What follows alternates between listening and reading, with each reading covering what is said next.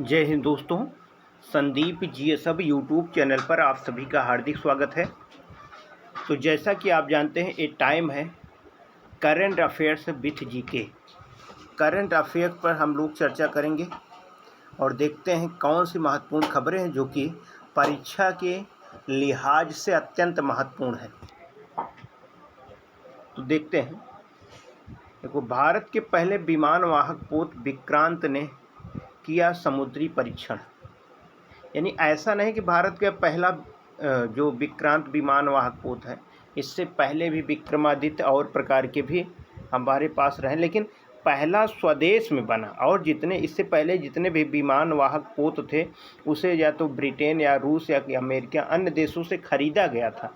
जो विक्रांत है, ये भारत का पहला स्वदेशी विमान वाहक पोत है। इसका भी हाल ही में समुद्र में परीक्षण किया गया।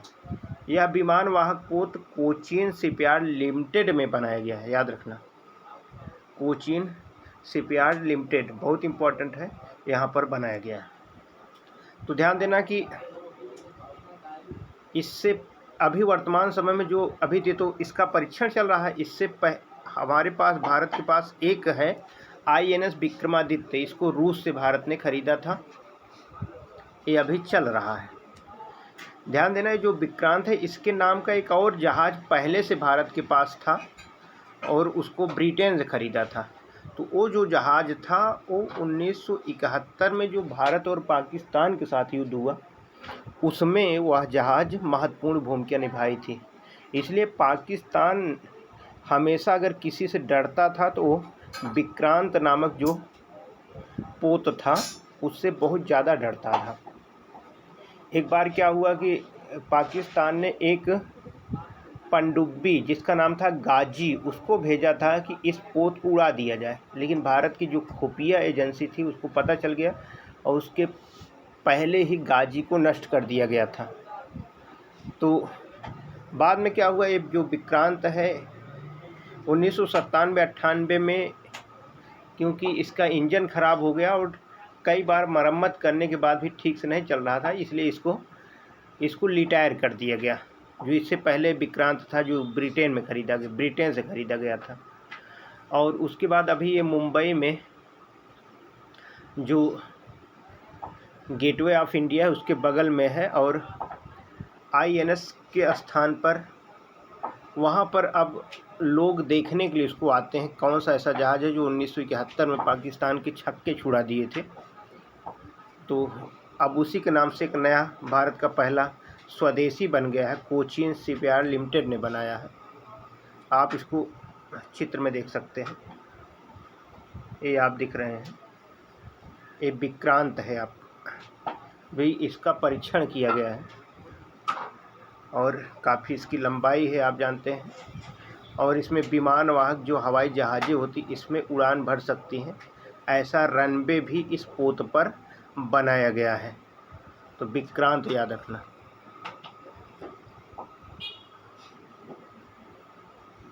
आगे हम लोग देखते हैं।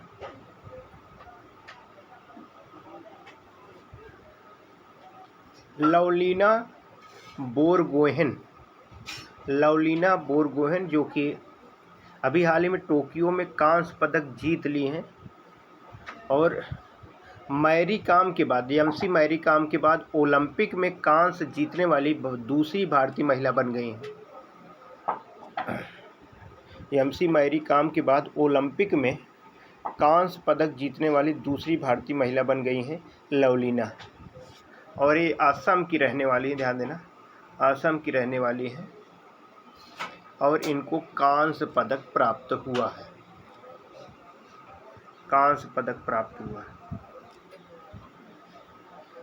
कुथिरन सुरंग याद रखना, कुथिरन सुरंग बहुत इंपॉर्टेंट है। केरल के त्रिशूल जिले में बनाई गई एक सुरंग है। यह नेशनल हाईवे 544 पर स्थित है। इसकी लंबाई 1.6 किलोमीटर है और दक्षिण भारत की सबसे लंबी, मोस्ट इम्पॉर्टेंट, दक्षिण भारत की सबसे लंबी सुरंग है कुथिरन सुरंग, केरल में। अगर भारत की सबसे लंबी पूछा जाए तो चेनानी नासरी है, 9.2 किलोमीटर लंबी है और यह जम्मू कश्मीर में स्थित है, जो भारत की सबसे लंबी सुरंग है।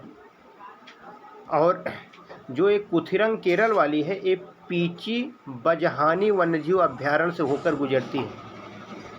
पीची बजहानी वन्यजीव अभ्यारण्य से होकर यह सुरंग गुजरती है। तो कुथिरंग सुरंग जो कि केरल में है, आप चित्र में भी देख सकते हैं, और ये बन गई है केरल में।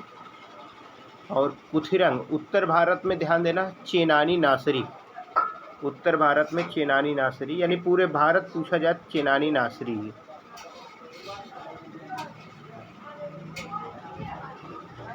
संगीत नाटक अकादमी पुरस्कार से सम्मानित कथकली कलाकार नेल्लियोड वासुदेवन नंबूदरी, बहुत इम्पोर्टेंट है, नंबूदरी का निधन हो गया है। अभी हाल ही में इनको संगीत नाटक अकादमी पुरस्कार से सम्मानित किया गया था। विश्वविद्यालय अनुदान आयोग यानी यूजीसी ने 24 विश्वविद्यालय को फर्जी श्रेणी में डाल दिया है, उसकी मान्यता रद्द कर दी है, क्योंकि ऐसे विश्वविद्यालय असंवैधानिक रूप से इनलीगल काम कर रहे थे। यानी पैसे लेकर डिग्री बांटने वाले ऐसे विश्वविद्यालय को यूजीसी ने बैन कर दिया है। इंटरनेशनल मॉनेटरी फंड ने कोविड-19 के कारण बढ़ते कर्ज से निपटने के लिए $650 बिलियन की मंजूरी दे दी है। $650 बिलियन।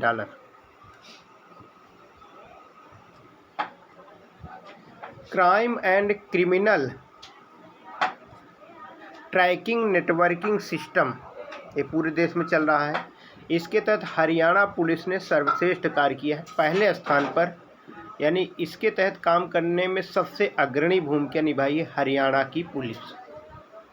हरियाणा आप जानते हैं, मनोहर लाल खट्टर वहाँ के मुख्यमंत्री। नेहरू तिब्बत एंड चाइना, बहुत मोस्ट इम्पॉर्टेंट पुस्तक है, Nehru Tibet and China.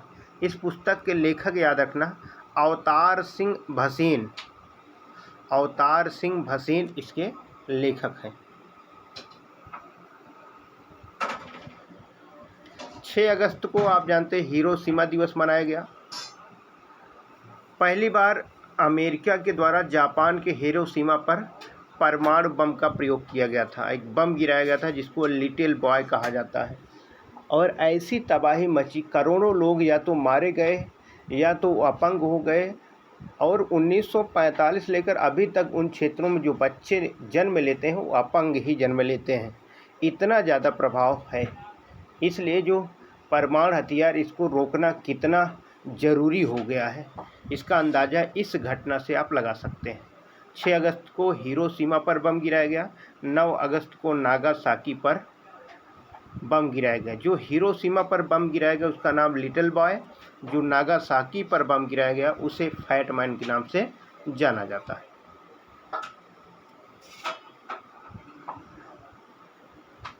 Ravi Dahiya Olympic में रजत पदक जीत लिया है।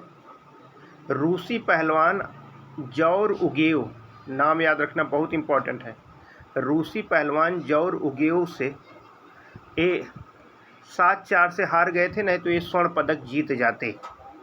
यानी रूस के जौर उगेव ने रवि दहिया को फाइनल में पराजित किया, इसलिए रवि दहिया स्वर्ण से चूक गए, लेकिन रजत पदक इन्होंने प्राप्त कर लिया। सेमीफाइनल में जो रवि दहिया थे, कजाकिस्तान के नूरी इस्लाम सनालेव इनको पराजित करके इस फाइनल में पहुंचे थे। तो रवि दहिया आप देख रहे हैं चित्र में, और ये हरियाणा के रहने वाले हैं। 41 वर्ष बाद भारतीय हॉकी टीम ने कांस्य पदक जीत लिया है। 1980 में स्वर्ण पदक जीता था, और इस पदक के लिए भारत ने जर्मनी को हराया। यानी जो अभी कांस्य पदक जीता है भारत ने 2021 के टोक्यो में, उसमें जर्मनी को हरा के तब वो कांस्य पदक जीता है। याद रखना बहुत इम्पोर्टेंट है, जर्मनी को पराजित करके कांस्य पदक जीता है। वहीं महिला हॉकी टीम इंग्लैंड से हार गई और कांस्य नहीं जीत पाई। आप जानते हैं कांस्य के लिए भारतीय महिला टीम ने इंग्लैंड टीम से लड़ी, लेकिन नहीं जीत नहीं पाई कांस्य, यानी चौथे स्थान पर आ गई। ओलंपिक में फाइनल में प्रवेश करने वाले पहले भारतीय नीरज चोपड़ा बन गए हैं। ओलंपिक में फाइनल में प्रवेश करने वाले पहले भारतीय नीरज चोपड़ा बन गए हैं। भारत का पहला आर्किड संरक्षण केंद्र उत्तराखंड में खोला गया है। यह एक फूल वाला पौधा है, एक फूल वाला पौधा है, आप जानते हैं, और यह केंद्र उत्तराखंड में खोला गया है। हिंदी एवं डोगरी भाषा की लेखिका पद्मा सचदेवा बहुत इम्पोर्टेंट है, इनका निधन हो गया है। 2016 में इनको सरस्वती पुरस्कार से भी सम्मानित किया जा चुका है। श्रीलंका में दुनिया का सबसे बड़ा नीलम एक जैसे बहुत ही कीमती रत्न होता है, ये श्रीलंका से प्राप्त हुआ है। दुनिया का सबसे बड़ा नीलम जैसे दुनिया का सबसे बड़ा हीरा कोहिनूर हीरा है, वैसे नीलम यहाँ से प्राप्त हुआ है। तो श्रीलंका के एक शहर है रत्नपुरा, वहाँ से बहुत सारा नीलम प्राप्त होता है। तो आप लोग इसको कमेंट करके बताएंगे कि जैसे जो खबरें हैं चित्रों के माध्यम से अगर प्रस्तुत किया जाए तो यह कैसा रहेगा, इसको आप लोग कमेंट करके बताएंगे। उसके बाद आगे हम लोग देखते हैं। तो सभी लोगों को बहुत बहुत धन्यवाद।